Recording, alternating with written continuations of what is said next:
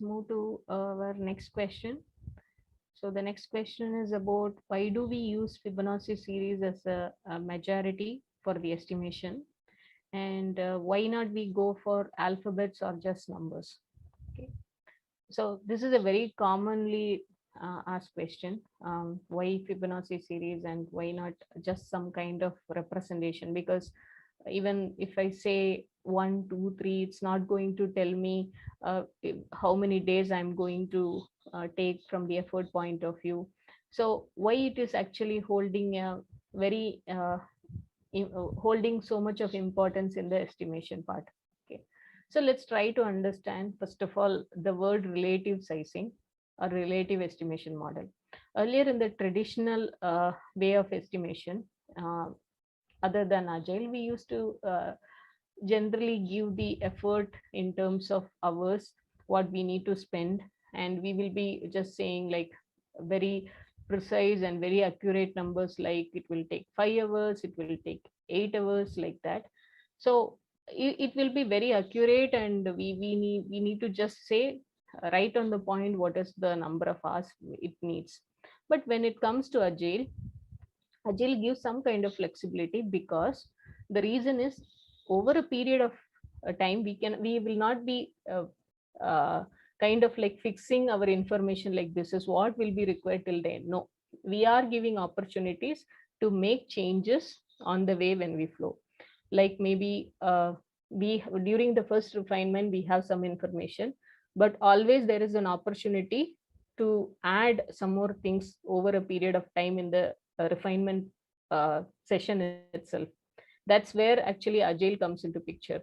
And when we are giving early getting early feedback through some reviews, and we are trying to get the feedback, implement that feedback earlier which was not there. So when actually there is a room for change, so we are also making some changes in the estimation model, where we are not going the estimation with the help of hours or any accurate numbers. Instead we want to go with some relative sizing. Okay, so what is relative sizing all about? That terminology is the key here. Just I have actually a kind of like um, a vessel where I can fill water. Okay, I have first one size. I have filled some water, and it completely got filled. Okay, and now there is one more vessel. By looking itself, I'm able to see it can fill more, because this is relatively a bigger size than the previous one. Okay, next I'm taking something much bigger than the second one. Then I'm just saying like, okay, when compared to the second one, this can hold much more water. The reason being is it's much bigger than the second one. So how I am telling this much bigger or bigger, smaller, how I'm telling it is relate. I cannot measure how much it is big, how much it is small. I'm not measuring here. Instead, I'm just giving a kind of very high level input saying that, hey, this is bigger than the previous one. This is smaller than the next one, like that. Okay. This is nothing but called as relative sizing. I know whether it is big or small, but I'm not sure about how much big, how much small. Okay, that's about relative sizing. Why we are using that relative sizing? Now we know what is relative sizing, right? Now we need to understand why we are using that in the user stories. As I told, user stories have the option. It should also in a position to estimate. It should also be something specific goal is attached to the user story, and we have a specific purpose of a user story. But it also can change if required based on the feedback, or maybe some changes during the refinement, right? These all things are possible. So what we can do here is, instead we don't want to go with any accurate number, we want to go with relative sizing. First of all, estimation is based on some key factors, right? You may or may not be so clear. Why I'm saying may or may not be, actually in refinement we will get all the information, but still there can be some kind of questions or some assumptions we may be making. With those assumptions also we will estimate still. Okay, which I won't say it is not a good practice or bad practice, because the reason is, in certain situations you will not get the clarity till the end until and unless you do. Okay, in certain situations it's required.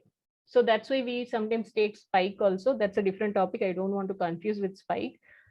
but still we don't know what will be the outcome, but still we will invest our time and we will try to understand what will be the outcome of that activity so that I can implement that in future. That's nothing but spike. When we can take that level of items which we don't have clarity, if there is some small missing information or some kind of uncertainty, we will be still able to estimate it.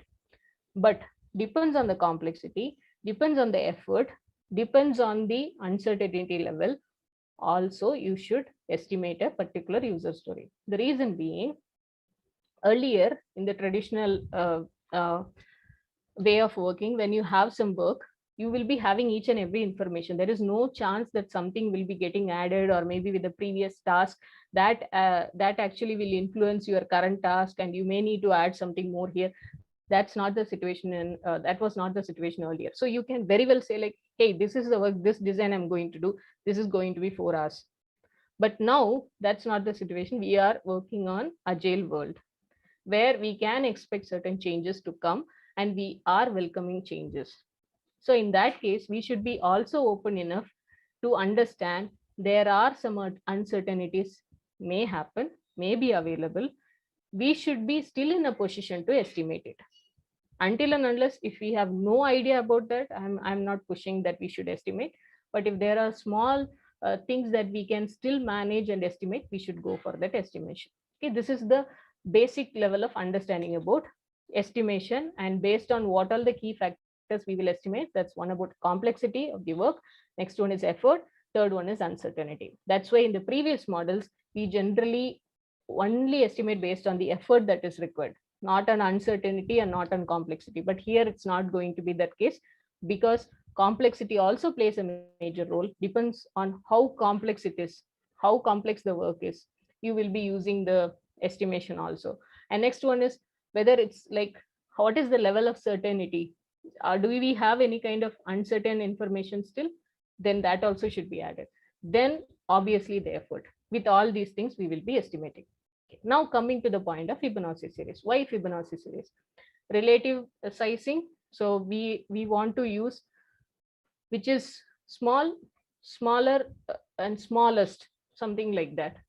And I should be able to see the only the relative changes, like it's much bigger than that and much smaller than that. That's the only thing. Now, what we will do in the estimation in Fibonacci series, and why Fibonacci series? We will try to find the item that will fit with all such clarity, and there is no complexity, no uncertainty, and we can precisely ensure the effort. We will fix that as one item which is called as the small or medium, or maybe with Fibonacci series only I will talk with the value as one story point. Okay, where I don't have any complex information, the complexity is 0. The effort, I know it's very very small effort, so I'm putting that effort value. Plus I don't have any kind of uncertain information here, so my story point for this particular story is 1. With relative sizing, I am picking up one more user story which actually looks like a complex one, very complex. Like, I don't know, it actually has so much of information, and I have a lot of assumptions here. I'm making a lot of assumptions. I'm kind of like uncertain with some questions. I'm not getting the complete clarity. Now I'm thinking like it's very much bigger than the one that what I have put as one story point, very much bigger. So what I'm thinking, I should maybe putting it as 13 story points. So the person as a scrum master, when I'm seeing this one is actually giving me a clarity. Okay, this has complete information, and this is with something that information with no complexity involved and no uncertainties involved. Whereas the 13 gives me a feel which is kind of like so big than this story that what we have estimated, the very first one. Now there is one that is coming up like uh, in between this 13 and 1, something like I know the information, there is no complexity involved, but there are few questions, like some questions are there, and eventually the effort is also little more, but no complexity, no complex work. I'm clear about the work, but the effort wise it's more, and little bit of uncertainty is there. Then as a person who is estimating, I'm thinking it should go with 5. Okay, Now as a Scrum Master, I can think that it is much bigger than 1 and it's not so big like 13. Okay. So this kind of like information will it be available if I use a normal standard like ABCD, or if I use 1, 2, 3? How much 2 is smaller or bigger when compared to 1 and 3? What is the measurement that lies in between? It is a very like kind of like connected numbers directly, and 1, 2, 3, 4, 5 means we don't have that mechanism. Whereas Fibonacci series, we all know that how we calculate, right? So first will be like 0, and next is 0 plus 1, that's 1. Then 1 plus 1, that's 2. 2 plus 1, the 1 and the previous one. 2 plus 1, that's 3. Then 3 plus 2, that is 5. 5 plus 3, that's 8. And 8 plus 5, that's 13. That's how it goes, right? It's not like it has some relative space in between, which means that 5 is obviously bigger than 1. If I say 1, 2, 3, 4, how I'm going to put that, like how I'm visually going to see, means 1 and 2, 1 is actually 50% of 2, 2 is something like in between 1 and 3, means how much it is small. There is no relative gap in between, which will not give us any kind of feeling a smaller or a bigger. It will be just mentioning it as a sequential number order, which will not give any relative sizing. The key point here is about relative sizing. Okay, so when we use Fibonacci series, as it already has some scientific calculation which is already implemented in Fibonacci series, it's easy for us to use that in our estimation also, which will give obviously the feel for us that it is having the relative space in between, which gives us the value knowing that whether it's small or big or it is in medium. That's the reason we use Fibonacci series, and not as any alphabets or just numbers. It has its own value. Instead, these days, instead of using 1, 2, 3, we are using 10, 20, 30, 50, 80 also. The reason is it still holds the same meaning as Fibonacci series. It still holds the same relative spaces in between the number whenever we use it as story points. Wherever when we use 1, 2, 3, 4, 5, we will definitely will not be getting that relative sizing in between those numbers, and we will be definitely confused to understand, because here we are not going to try to connect with ours alone. We are trying to connect with complexity, uncertainties, everything when we use these story points, right? So it's very important we ensure that we are using relative sizing instead of directly putting it as numbers or alphabets, which will definitely give not a feel of the relative size. That's the whole idea we have when using Fibonacci series in the estimation. Okay, Sunand, do you have any points to add? Okay, just a small point, Yeah. nothing much. So basically, whatever we are discussing over here is based on a law that is called favor laws. And what that laws are like we can distinguish a 60% difference in effort between two estimates.